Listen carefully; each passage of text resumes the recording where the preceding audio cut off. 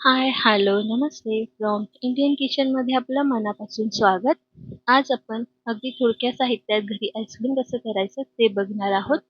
आणि त्याकरता आपण इथे 1 लिटर दूध घेतलेलं आहे, जे उकळवायला ठेवणार आहोत. मंद आचेवर याला व्यवस्थित उकळून घ्यायचं आहे.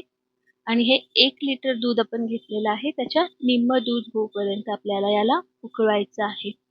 आणि उकळवताना आपण याला सतत ढवळत राहणार आहोत, जेणेकरून यावर येणारी जी साय असते ती जमा होणार नाही आणि सगळं छान असं घट्ट दूध आपल्याला मिळेल.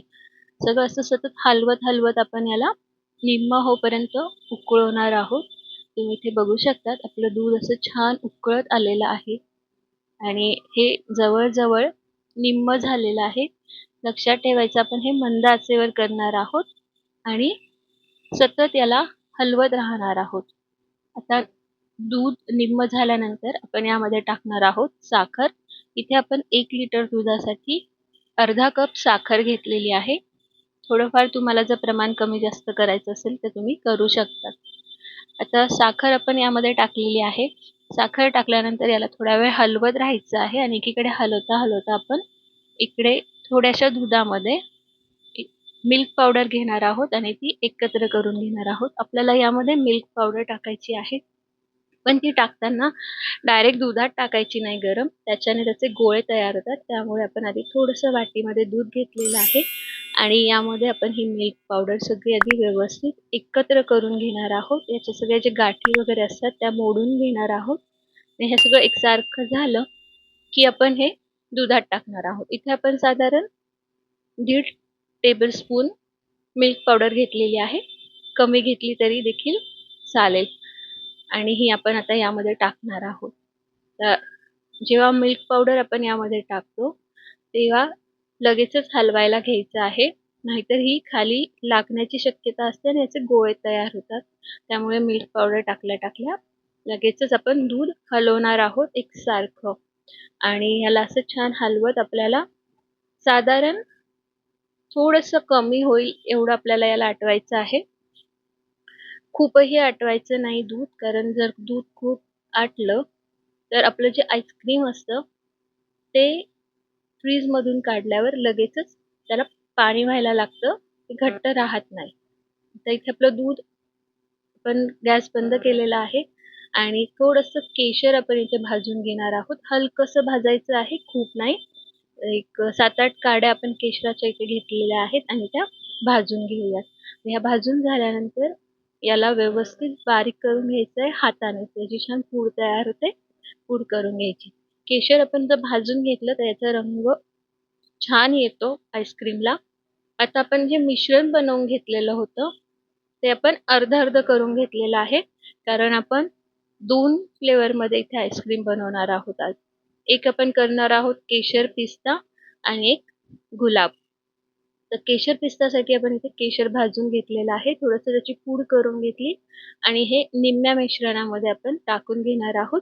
आणि हे ज्या मिश्रणामध्ये आपण केशर टाकलंय ते मिश्रण आपल्याला परत 1 मिनिटभर उकळवून घ्यायचं आहे, जास्त नाही, फक्त मिनिटभर किंवा एक हलकी उकळी येईपर्यंत आपण याला उकळवून घेणार आहोत.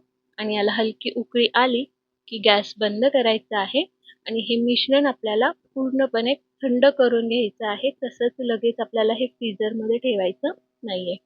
आता इथे आपलं हे मिश्रण व्यवस्थित थंड झालेलं आहे. आपण हे ज्याही डब्यामध्ये किंवा भांड्यामध्ये तुम्हाला आईस्क्रीम बनवायला ठेवायचं आहे, फ्रीज करायला ठेवायचं आहे, त्यामध्ये हे मिश्रण आपल्याला काढून घ्यायचं आहे. काहीही घेतलं तरी चालेल. स्टीलचा डबा असेल स्टीलचा डबा घ्या. मीही स्टीलचा डबा इथे वापरते. तुम्ही टपरवेअरचा देखील घेऊ शकता. काचेचं असेल तरी देखील चालेल. तर यामध्ये आपण टाकले आहेत पिस्त्याचे काप केले होते, ते यामध्ये टाकलेले आहे. आपण केशर पिस्ता आईस्क्रीम बनवतो आहोत आणि तुम्ही इथे बघू शकतात आपण केशर भाजून घेतल्यामुळे दुधाला किती सुंदर रंग आलेला आहे. आता थोडेसे 1-2 काड्या आपण केशराच्या देखील यावर टाकलेल्या आहेत. याला छान पक्क करून आपण हे फ्रीझरमध्ये ठेवून देणार आहोत. आणि हे जे दुसरं मिश्रण होतं आपलं अर्ध काढून ठेवलेलं, यामध्ये आपण टाकणार आहोत रोज सिरप.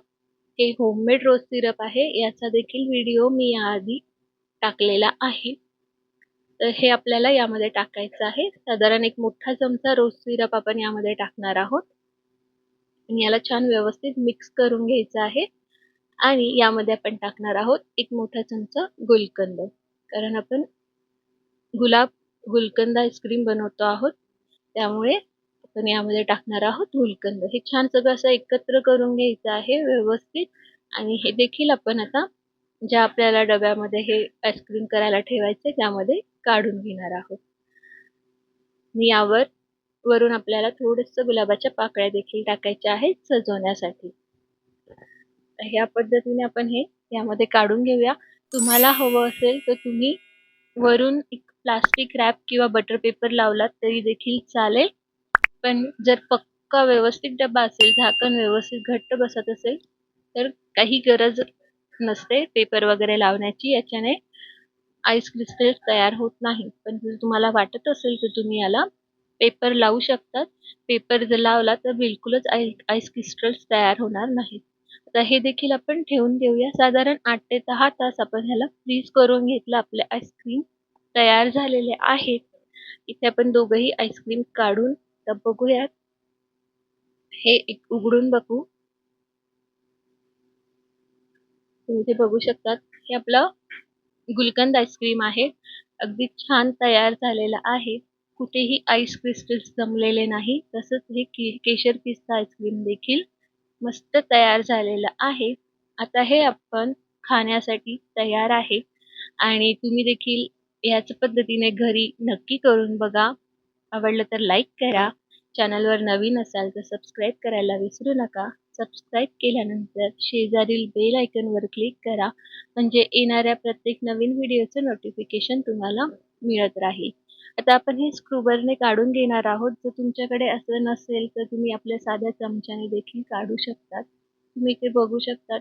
अगदी छान असं मस्त आईस्क्रीम आपलं तयार झालेलं आहे. अगदी सहज निघतं आहे आणि कलर देखील अप्रतिम आलेला आहे. चवीलाही तेवढंच छान झालेलं असेल याची मला खात्री आहे. तुम्हीही करून बघा आणि कसं झालेलं आहे कमेंटमध्ये कळवायला विसरू नका. तर याच पद्धतीने मी हे अजून 2-3 स्कूप्स काढून आपल्या सर्विंग बाउलमध्ये काढून घेते आणि असंच आपण आता केशर पिस्ता देखील काढून बघूयात. तुम्ही इथे बघू शकतात सहज निघते आहे आणि छान व्यवस्थित झालेलं आहे. आपण दूध खूप आटवलं नव्हतं, त्यामुळे याला पाणी सुटत नाहीये. जर आपण दूध खूप आटलं तर याला पाणी सुटायला लागतं. आता तुम्ही इथे ह्याच पद्धतीने मी अजून काढून घेते. तुम्ही इथे बघू शकता हे देखील खूप छान निघालेलं आहे. असंच तुम्ही चमच्याने देखील काढू शकतात. तुम्हाला मी इथे चमच्यानेही काढून दाखवते. सहज निघतं, अजिबात त्रास होत नाही. आणि आपण हे फक्त दूध, मिल्क पावडर आणि साखरेपासून हे आईस्क्रीम आपण तयार केलेलं आहे.